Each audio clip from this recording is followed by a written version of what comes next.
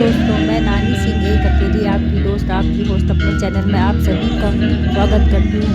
दोस्तों, ये वीडियो बनाने का खास मकसद ये है कि रानी झांसी के किला में ये लाइट साउंड का प्रोग्राम होता है, जिसको देखने के लिए देश विदेश से लोग आते हैं। मुझे भी एक मौका मिला, लेकिन मैंने सोचा कि मैं अपना यह मौका आपके साथ शेयर करूँ। दोस्तों, यह प्रोग्राम देखकर जो अनूठी अनुभूति मुझे हुई, जो आनंद मुझे मिला, तो मैं आप सब भारतवासियों से, जो भी इस यूट्यूब को देख रहा है, उससे अपील करूंगी कि आप जब भी झांसी जाएं तो झांसी की रानी के किले में ये प्रोग्राम होता है, उसको अवश्य देखें।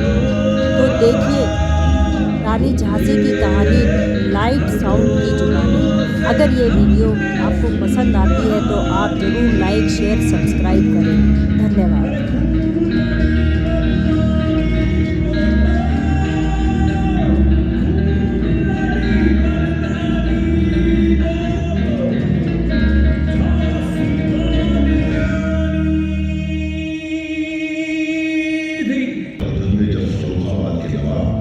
मोहम्मद खान मंगल से युद्ध करने के लिए बुंदेला राजा छत्रसाल की ओर मदद का हाथ बढ़ाया, तो राजा छत्रसाल ने अपना दिल खोलकर उनका आभार व्यक्त किया।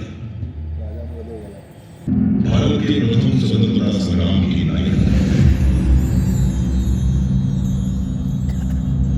मोहम्मद नाम में एक प्रतिष्ठित ब्राह्मण थे। उनकी पत्नी भागीरथी ने एक कन्या को जन्म दिया।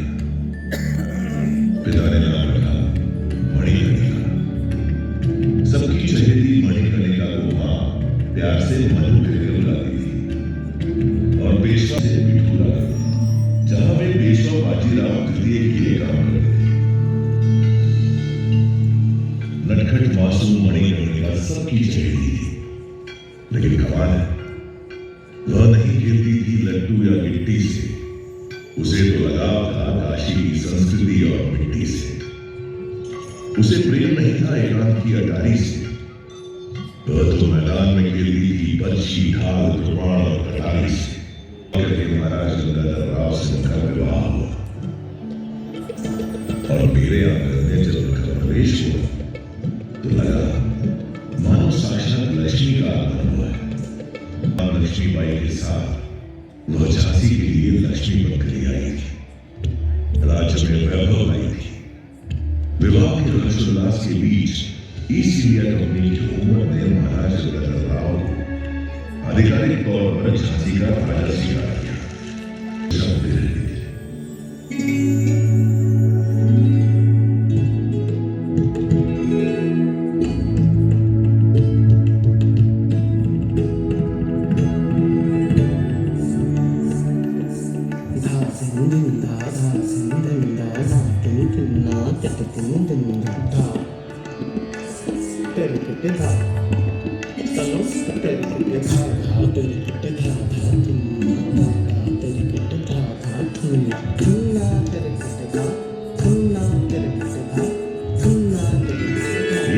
नाट्यशाला में मधुर संगीत की स्वर लहरियां गूंजा करती थी। वो झांसी से सदैव हटाने का अनुरोध किया। इस अमानवीय न्याय प्रणाली को जल्द से जल्द रोकिए महाराज। फांसी की सजा और ये फांसी घर झांसी के किले से सदा सदा के लिए हटवा दें। आपसे मेरा ये अनुरोध है। महाराज ने रानी का अनुरोध स्वीकार कर लिया और झांसी में फांसी की सजा पर पूर्ण प्रतिबंध लगाने का आदेश जारी कर दिया। उसी दिन से झांसी गले की फांसी, दलिया गले का हार सिर्फ कहानियों की बात है। झांसी की प्रजा ने इस नर्मदिल आदेश की सराहना और महाराज का अभिनंदन किया।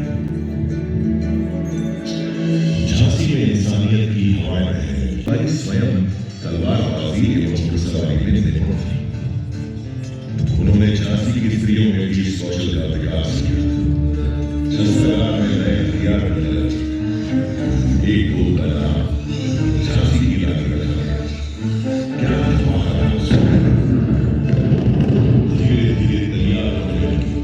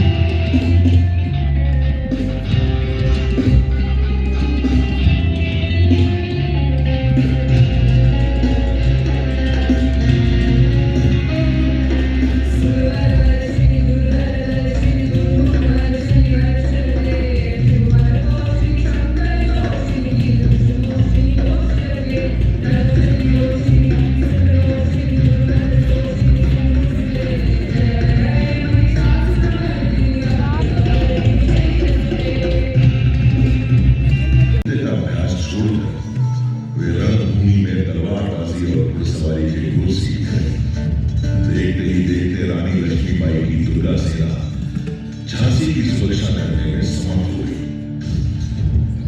झांसी में जो लक्ष्मी बनकर आई वो अब दुर्गा बनकर प्रजा के दिल पर राज करने लगी। झांसी राज्य बेसब्री से इंतजार कर रहा था। रानी लक्ष्मीबाई की गोद भर गई। झांसी राज्य को उसका उत्तराधिकारी मिल गया। महाराज गंगाधर के आंगन में थालियां बजी। पूरा झांसी राज्य खुशियों से सराबोर हो उठा। झांसी के इस उत्सव को न जाने किसकी नजर लग गई। खुशियों की शहनाइयों से अचानक मातम के स्वर फूटने लगे। मात्र 3 माह की किलकारी को क्रूर काल निकल गया। रानी की गोद जल गई। इस घटना से महाराज गंगाधर को गहरा सदमा लगा। उनका स्वास्थ्य बिगड़ने जब शंका डोली थी कि झांसी के वर्तमान का सूरज भी बुझ गया। लक्ष्मीबाई ने किसी तरह होश संभाला। तब उन्होंने पीड़ा के आंसुओं को पोंछकर एक संरक्षक के रूप में झांसी की बागडोर अपने हाथों में ली। सम्मान पहुंचाया। रानी साहिब, सन 1804 में हुई संधि के मुताबिक झांसी भी दूसरे पड़ोसी राज्यों की तरह ईस्ट इंडिया कंपनी के अधीन आता है।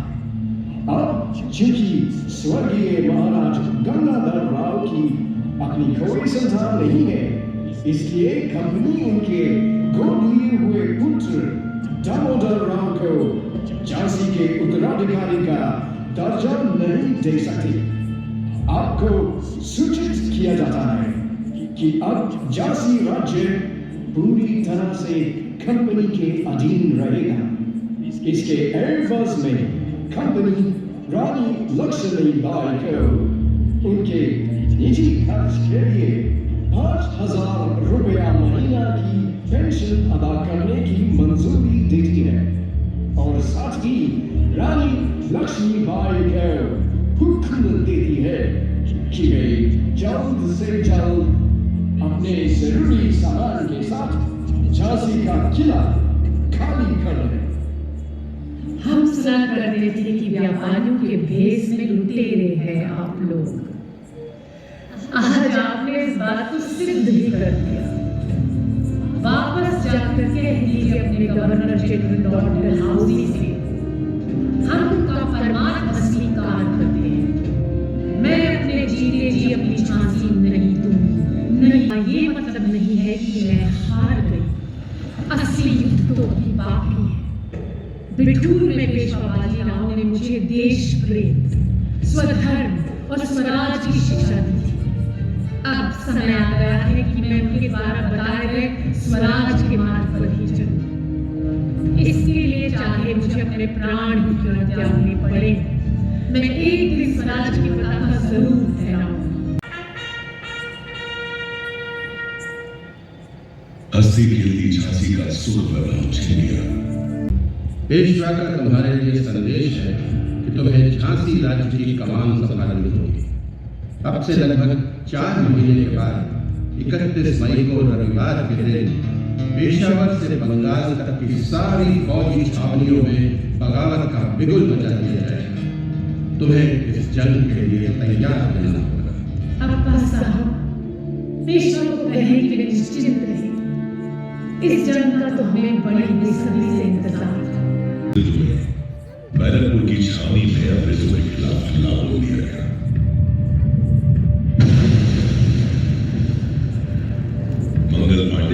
शहादत का शुभ समाचार दिया। लेकिन 10 मई आते आते मेरठ में भी बगावत की शुरुआत हुई, जो दिल्ली को आजादी दिलाने का चाह अब बारी थी झांसी।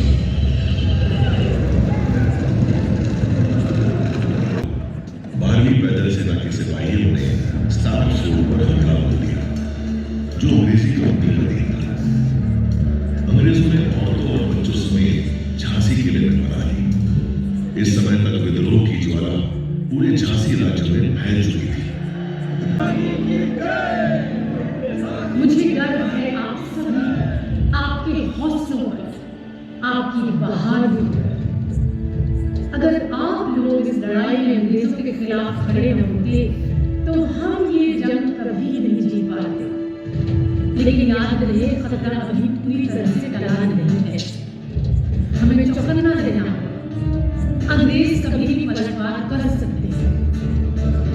हमें झांसी को फिर से उन्नति की राह पर लाना है। उनके भाई अपने रिसाला गुल मोहम्मद और लगभग 400 सिपाहियों के साथ झांसी